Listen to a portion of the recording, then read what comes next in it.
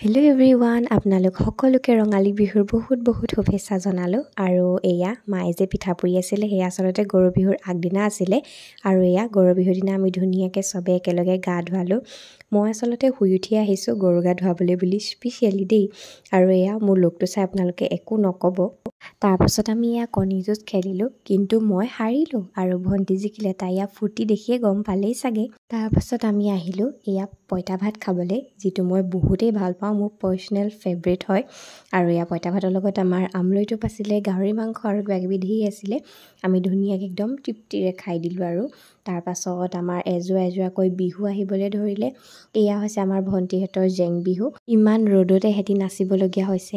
আমিও এটা সময়ত যে নাচিছিলোঁ সেইবিলাক মনত পৰি গ'ল। আৰু বাৰু একো নাই, নাচিব লাগিবই আৰু এইকেইটা দিনহে, হ'লেও বহুত ফূৰ্তিও লাগে। আৰু ৰাতিলৈ আকৌ এয়া হুঁচৰিত নাছিলে সিহঁতি ভণ্টিহঁতে, আৰু আমি চবে একদম পূৰা বিহু নাচ উপভোগ কৰিলোঁ।